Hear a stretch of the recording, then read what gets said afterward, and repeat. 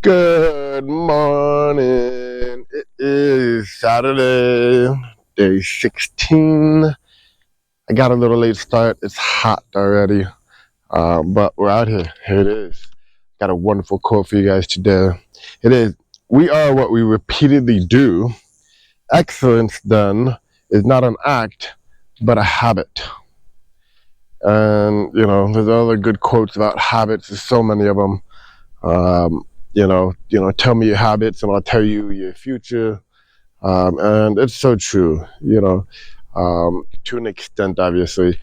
Show me your habits and we can easily predict, what's going to come from those same habits. You continuously eat fast food. Eventually, you're going to get to the point where your metabolism, you're going to have a hard time breaking down all that food and it's going to have to start storing it, right? Just to give you some example, you constantly stress, you constantly have anxiety, you constantly worry. What is that doing to you, right? It's making your body unhealthy. So there's so many things. Take care of yourself in all regards. Have good habits every day. Stop and think. Stop and tell yourself, what are my habits? What am I doing every single day that's going to cause what's going to come out of it. So gotta look at your habits, and I've been very happy with myself lately for my habits and being in control over a lot of the things that have not benefited me throughout my life. One being again, alcohol, drugs, pornography. One thing I do struggle with right now is just scrolling social media. I feel like I spend a little bit too much time doing that. I definitely could limit that, but we're all work in progress. Anyway, we're going to talk about a little bit about health and fitness on ways to track. How do you track your health and fitness? How do you track your performance? And why you should, why you shouldn't.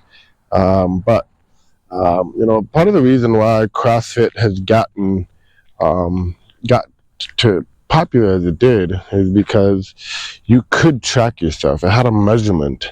And so we did the same workout every year, popular one, Murph, and every year you did it, the same workout. And you could see if you progressed. And that progression normally led to what? People wanting to do a little bit more, people wanting to strive a little bit harder. And that tracking mechanism attached to workouts was wonderful. And, it got people really motivated into trying to better themselves because they can see it on the writing. So if you're not in a CrossFit gym, you're just going to a regular gym, or you don't go to a gym at all, fitness-wise, should you be tracking yourself? Absolutely. There's so many different ways. The worst way that I always see is a scale. 100 pounds of fat does not equal 100 pounds of muscle. We all know this. We all see, like myself, I'm, 200 pounds. I look a lot different than a 200 pound, 5'2" woman. That's, 40% body fat, right? So, weight is, and we have such good days, bad days. We have so much water intake. It's dumb. It's just a waste. Don't look at weight. Stop looking at weight. Throw the damn scale away. I'll be honest. I weigh myself maybe once every few months. Whenever somebody asks me, "Oh, what do you weigh?" I don't know. I'll go step on the scale that next day. But I fluctuate. It doesn't matter. What matters to me is how I feel, how I'm performing, right? So that is one way you can track yourself. You can track yourself through how you're feeling. How much energy do you have throughout the day? What's your performance like? How strong am I lately? Am I getting stronger? Am I able to lift a little bit more? That's the thing that matter, right? That matters. If you really want to focus on what your body is and you want to weigh yourself, don't weigh yourself, measure yourself. Get a tape measure and measure yourself. That way you can see differences of where you might want it to go. You can see your waist going down if that's what you're wanting. You can see your thighs going down if that's what you're wanting. Your arms getting bigger, whatever you may want. You can set goals for specific areas that are meaningful. A scale is not going to do that. You can measure your body fat if that's something that you're trying to work on, get to a certain body fat. So you got to mention all the apps. I'm not a big app person. It's to me just more waste of time. But there's so many tracking apps out there. You can track your workouts, track your measurements, track your food, track everything. And I've just never been that serious about it. It's just simple. I could track everything myself. But for those of you that want that detailed tracking mechanism, it might work for you. And there's so many resources out there as far as tracking stuff. So do it. I'm all about tracking your progress in one way or another. All right, let's talk about crypto. How do governments regulate crypto? And this is a funny, good little talk we could have. How do governments regulate crypto? To one extent, they can't. They can't control, and let's just talk about Bitcoin in general. They can't control it. They can't take it away from you. They can't stop a transaction from happening. They can't, they can't confiscate it from you. They can't shut down the network. And some people say, yeah, what if they just shut off all the internet? It's like, you literally have to shut off the internet to the entire world. And if we did that, we would have bigger problems. Your bank account wouldn't even work. Nothing would work. So let's not even think about that, right? But how do they regulate it? They could definitely put laws, tax laws on it. And it's for us to uphold. It's for us to report. It's for us to abide by.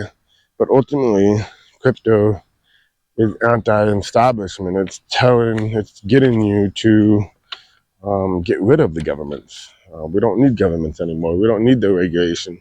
It regulates itself. We have a network that is decentralized that already does that. So there's no need for it. As far as the decentralized more currency, there is no need for regulation. And you might be saying, okay, well, what happens if somebody steals it from me? Well, there's no way to get it back. There's no middleman to call. There's no, why else would government need to regulate it? Prevent bad actors, prevent terrorists. Just to give you the idea, they always say terrorists use Bitcoin, which Bitcoin's a little bit more transparent than the banking system. It's just proven. Jeffrey Epstein didn't use Bitcoin, he used the banks. You see, so the cartels don't use Bitcoin, they use the banks. The banking system is private. We don't have the ledgers that happen. So why would big criminals, use a public network that everybody can see the transactions on versus a private network they can just pay backdoor deals to hide it? The government regulation is more to basically create laws for the little guys to stay little and the big guys to do whatever they want and pay. So, the regulations need to go away. That and credit investor laws absolutely need to be abolished. That prevents little guys from like me and yourself maybe, to take risk. And if I can't take a massive risk when I'm young, how can I ever get out of the slave trap that I'm in? I grew up not rich. I didn't grow up with opportunities. I need to be able to take massive risk when I'm young because I'm young. I have that ability to do it. I don't need to earn 5% of my money for the rest of my life because that's barely beating inflation. What I need to do is to be able to invest a little bit of money into a very risky project and win. and absolutely win at that. And there is a way to do that for me, but it takes a lot of capital today. I can't just go out there and raise a ton of capital without capital. And the guys that are raising capital with that, they have capital. I don't have 100 grand to borrow from my family. I don't have 100 grand to go borrow from people. I can't go to the banks and get 100 grand because I have no collateral. So I'm stuck. I'm stuck because I'm not an accredited investor. I'm stuck because I don't have that wealth to play the game that's being played today. If those accredited investor laws were to go, I might be able to invest $1,000 into a very risky startup. And guess what? It might become the next Amazon or Facebook, and I might be a billionaire because of just $1,000 investment, right? And this is what crypto allows, because crypto doesn't really abide by any regulations. Anybody can participate. And so this is exactly the risk that if you're young, you need to be in this market, because you are able to take these extremely high risk and turn a little tiny bit of money into a really lot of money. And so how do governments regulate crypto? They don't to an extent. They're going to try. They're going to continue to try, but ultimately decentralization will overtake the governments. Peace.